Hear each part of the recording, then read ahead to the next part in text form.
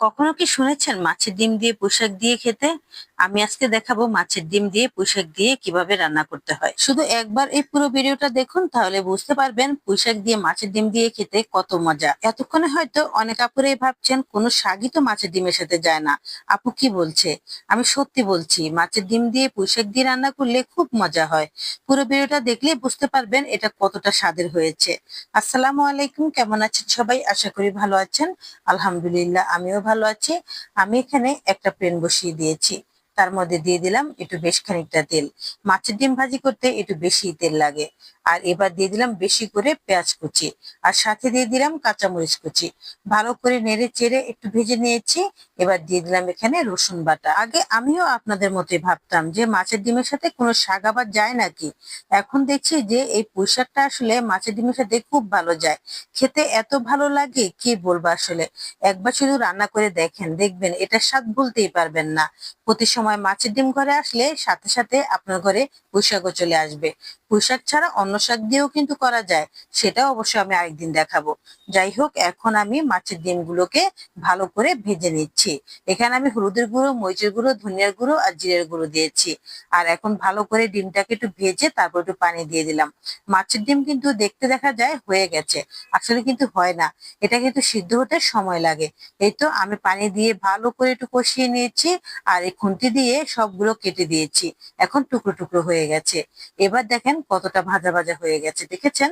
মাছের ডিম যখন একবারে রান্না হয়ে এসেছে, তখনই দিয়ে দিলাম এখানে আলু কুচি। আলু কুচিগুলো দিয়ে আরো কিছুক্ষণ আমি ভালো করে কষিয়ে নেব। এভাবে কষিয়ে নিলে খেতে কিন্তু অনেক মজা হয়। যাই হোক, কষানো হয়ে গেছে। এখন দিয়ে দিলাম পানি। বেশ খানিকটা পানি দিয়েছি। আর এখন ভালো করে রান্না করে নেব। যাই হোক, রান্নাটা যখন একবারে হয়ে এসেছে, তখনই আমি পুঁইশাকগুলো দিয়ে দিয়েছি। আগে থেকে পুঁইশাকগুলো ধুয়ে তারপর কুচু কুচু করে কেটে নিয়েছি। এখানে আরটু বেশি পুঁইশাক দিলে আরো ভালো লাগতো, কিন্তু আমার কাছে অল্প ছিল তাই অল্পই দিলাম। যাই হোক, এখন ভালো করে নেড়ে চেড়ে মিশিয়ে দিচ্ছি। চুলার আঁচটাও কমিয়ে দিয়েছি। এখন ঢাকনা দিয়ে কিছুক্ষণ এভাবে রেখে দেব। এতে করে আস্তে আস্তে শাকটাও সিদ্ধ হয়ে যাবে। আর মাছের ডিমটাও ভাজা ভাজা হয়ে যাবে। সত্যি বলতে আমার কাছে এত ভালো লেগেছে কি বলবো আসলে। এক কথায় অসাধারণ। আমি একাই এগুলো সবগুলো খেয়ে ফেলতে পারবো, এতটাই মজা হয়েছে। এই তো একদমই কালারটা চেঞ্জ হয়ে গেছে, ভাজা ভাজা হয়ে গেছে। আর এখন দিয়ে দিব কিছুটা ধনিয়া পাতা। ধনিয়া পাতা না দিলে কি চলে বলেন? সবকিছুতেই ধনিয়া পাতাটা ভীষণ মানায়। এখন এই তো তুলে নিয়েছি। এবার আমি একটা প্লেটে বেড়ে দেখাচ্ছি, দেখেন কতটা সুন্দর হয়েছে। মার্শাল্লাহ, কালারটা এত ভালো এসেছে। আর খেতে যে কেমন হয়েছে সেটা আর বলবো না।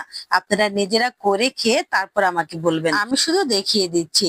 একবার করলে এই ভাগ কাউকে দিতে ইচ্ছে করবে না, এতটা ভালো হয়।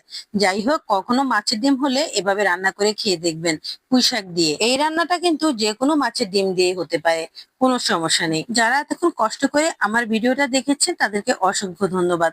তাদের জন্য আমার অফুরন্ত ভালোবাসা। এখন চট করে একটা কমেন্ট করে বলে দেন তো কেমন হয়েছে মাছের ডিমের এই পুঁই শাকের রান্নাটা। অবশ্যই একটা লাইক দিয়ে দিবেন। ভালো থাকবেন সবাই, আজ এ পর্যন্তই। আবার আসবো নতুন আরেকটি ভিডিও নিয়ে, পাশে থাকবেন। আল্লাহ হাফেজ।